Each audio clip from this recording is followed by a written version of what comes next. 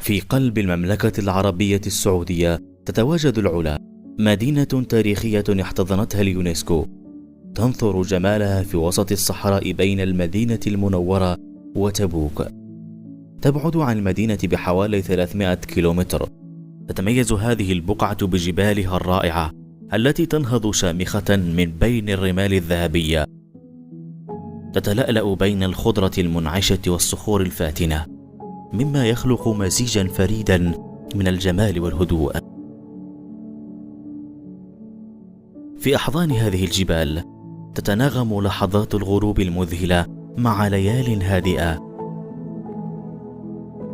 حيث تتفتح الحدائق الساحرة بين الصخور لتقدم ملاذا للنفس يتجدد فيه السلام والانسجام.